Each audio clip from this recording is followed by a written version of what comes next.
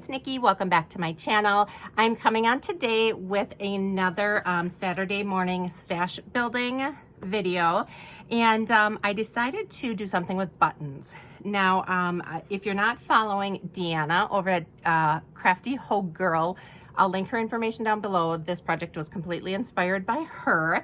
But anyway, I grabbed out my buttons, and these are just kind of my vintage and color coordinated buttons. Any chance that I can get to put something in like rainbow color, separate by color, I take it. So a while back, I took like some of my favorite buttons. I still have like a mix matched like jar full of buttons that are all different colors. They're mostly vintage. So there's a lot of blues and browns and clears and whites in there, but I did pull out some and put them in here. But like you can see, I used up quite a bit of the pink in my project for today. Reds I don't have too many of. I have a ton of green here, a ton of white, but I still can add more there. I can put a bunch of clear ones in here, more browns, but anyway, this is what I used to create my button cards. That is what we're doing today. So, well, it's more of a project share. I already did them all, but so this is my button container that I pulled. And then I went through, I grabbed my 6x6 paper pads. So I guess you could say this might be, you know, kind of a double stash building or stash busting and a stash build, because I wanted to hit some 6x6 papers. So I started with this collection and I cut out some 4.5 long by 3 wide. So 6x6, you can get 2 of each, and then you're left with like a 1.5 inch strip, which looks like this. So I kept this part of it too. I think I can make like bookmarks or something out of these, so I kept that.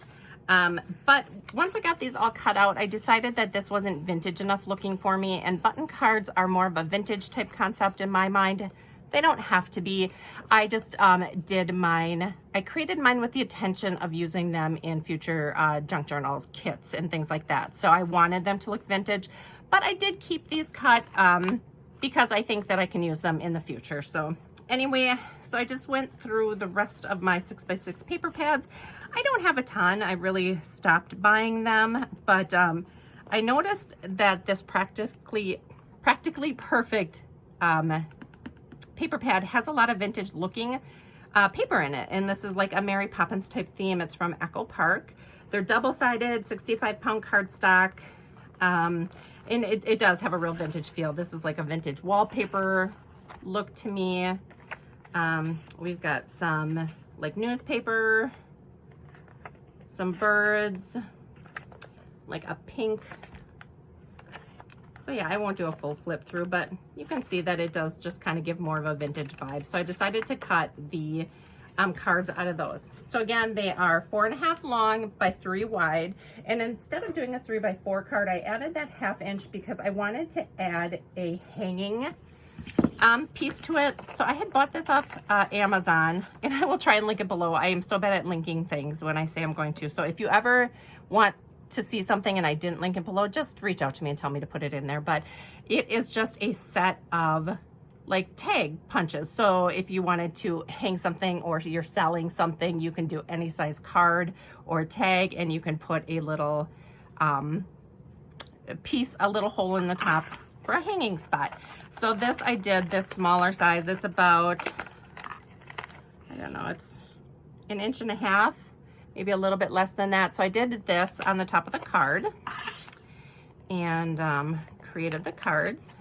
Then I did go in with my corner punch, and I have this corner punch from Temu.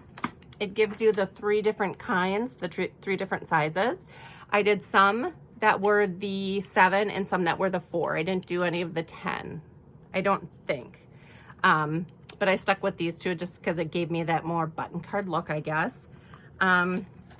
So this is what they look like. So you can say I rounded the corners. I put my little tag hook hanger part in there, and then you just sew on buttons. And I just kind of tried to color coordinate mine. So I went with pink and white on this one. There's a little pearl one here in the middle, which I think is so pretty. So I'll just kind of show you what I created. So this one is and I did try and match like the colors on the back of the card, and I did kind of make them just kind of mismatched. I started to put them, or try and put them all in a row, and I was driving myself crazy trying to get them equally spaced and like equal distance from the sides. It was too much. It was too much stress for me. So I ended up kind of starting over and then just kind of putting them kind of hodgepodge, which is I think how Deanna did it. I did watch part of the video again just to remind myself of it, and I think she did just kind of go you know, in no particular pattern. They do just look unfinished on the back, which is totally fine for me. Here I did browns and kind of gold. These are all vintage on this card. So that's the back. Here I really like this one. I love the colors here, and it's got the little carousel down in the bottom, so I just kind of matched colors on there. And then I did use embroidery floss instead of thread just because it's a little bit thicker. These are all vintage brown ones here with the map in the background. And I think I did 3 strands for each. So, you know, if you know, embroidery floss is made up of 6 separate strands. I just split that in half.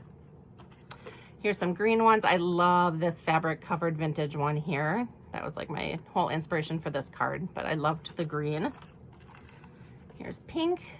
What I also liked about these hang tags is that you can come back in with like a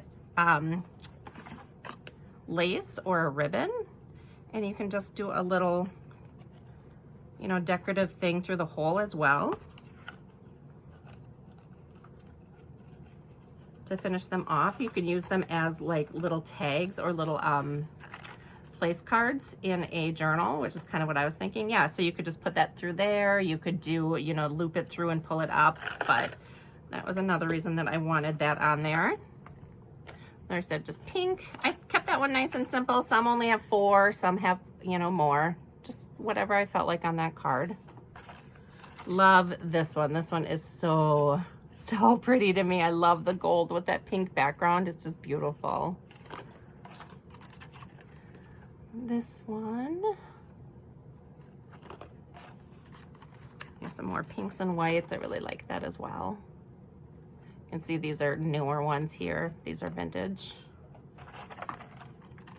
There's some with a little bit of purple in, and then I added in the little bird button there as well. This one I love too. I love this button. It's so unique. And then these square ones, oh, they're just so pretty. I just want to go buy more or find more vintage buttons. They're just, I love them. These are pretty. And you know, when I went to the thrift store, I always used to look for buttons that were like full on a pack or like almost full, so they would look pretty in junk journals and things like that. But now, like doing something like this, I don't feel so pressured to make sure that it is a full pack of buttons. You know, you can just take whatever is left on there and incorporate it into a project. So I love this one with all the different colors on it as well. It's just like the muted pastels on there. This yellow is just so pretty how it's just like a deeper yellow color. It matches so well with the hydrangeas on there. Another really simple pink one. These are like my favorite vintage buttons ever. There was only 4 left on the pack. There's 2 small and 2 large, and I love them so much. And then lastly, this one with just the little vintage purple and little vintage red there as a pop of color. But they're so pretty. So thank you guys so much for watching. I hope I've inspired you. I'm going to link Deanna's full video down below so you guys can go over there and watch it. If you have any questions, let me know. Otherwise, I'll see you in my next video. Bye.